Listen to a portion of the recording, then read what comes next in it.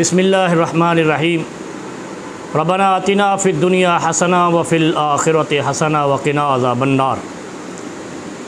मौलाना जमील अज़हर वथरा बोल रहा हूँ। आज मैंने एक दो बातें अहम अर्ज़ करनी है कौम के सामने।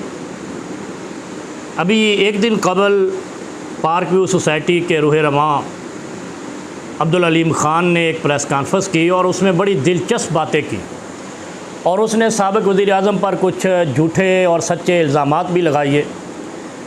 मैं हैरान था कि ये कैसे लोग हैं कि आज भी इस दौर में जब हर तरफ सोशल मीडिया के ज़रिए बेदारी है, कैसे लोगों को गुमराह करने की कोशिश करते हैं।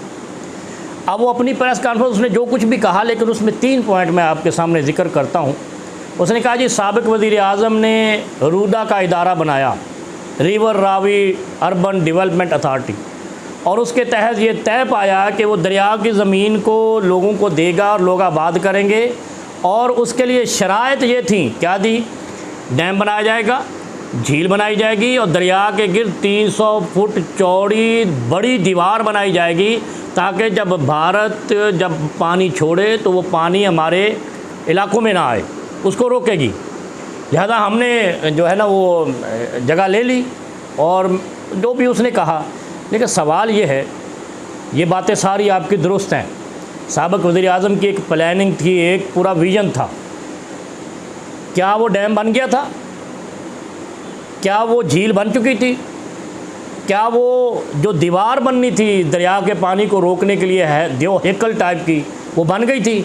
जब ये 3 शर्तें पूरी नहीं हुई तो आपने लोगों को प्लाट कैसे बेचे और कैसे इमरान खान साहब पर इल्ज़ामात लगाए? अगर वो डैम बन चुका था, दीवार बन चुकी थी, झील बन चुकी थी और फिर पानी चढ़ा है, तो फिर साबिक़ वज़ीर आज़म इमरान खान की गलती है। और अगर उन तीनों के बनने के बग़ैर आपने ये आबादी बनाई, लोगों को प्लाट बेचे, उन पर घर बनाए, पानी को रोकने का बंदोबस्त नहीं किया, तो आपने इंसानियत के ख़िलाफ़ जुर्म किया है।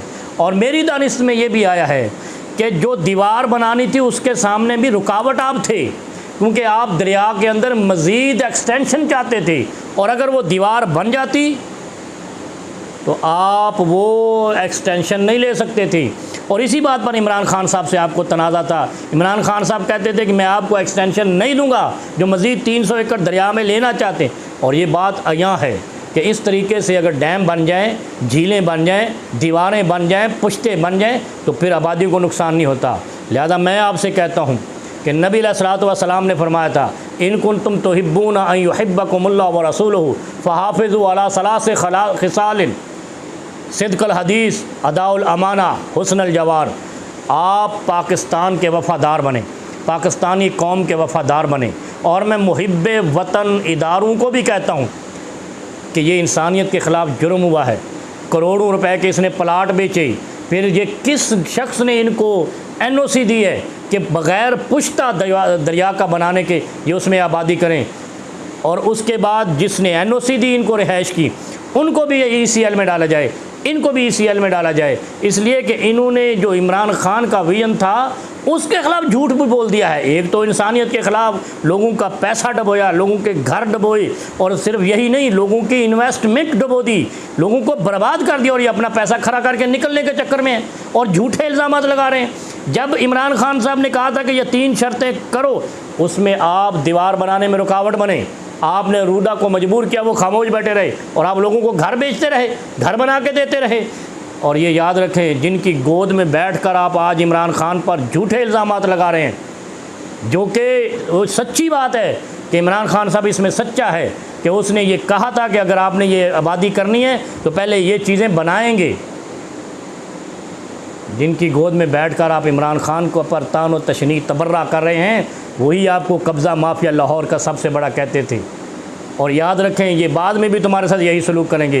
लेकिन अभी मैं मुहिब्बे वतन इदारों से कहता हूँ कि इन बेगुनाह लोग जिनको इन्होंने झांसा दिया, ये ऐसा ना हो जैसे नस्ला टावर में NOC देने वाले, नक्शा पास करने वाले, तामीरात करवाने वाले, निगरानी करके सुपरविज़न करके सारा काम मुकम्मल कराने वाले आज बरी हो गए और वो बेचारा जो जिसने नस्ला टावर बनाया वो इस गम से मर गया, और वो लोग उजड़ गए जिनको फ्लैट बेचे गए, उनकी जायदादें तबाह हो गई, वो बेचारे रोड पे आ गए। ऐसा इंसाफ शैतानी इंसाफ होता है।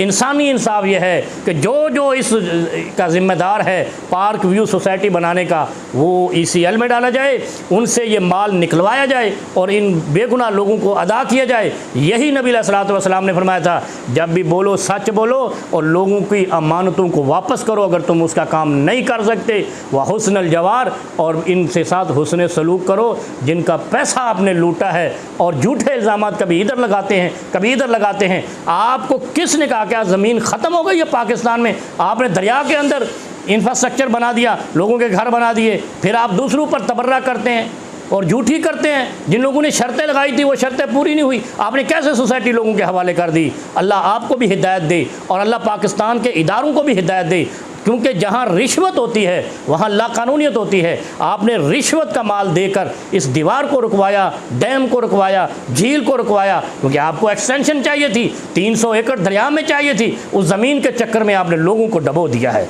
अल्लाह आपको हिदायत दे और अल्लाह आपके ऊपर ऐसे लोगों को मुसल्लत करे कि आप ये पैसा लोगों का वापस करें जो नाजायज़ तरीके से कमाया है और लोगों का माल लूटा है।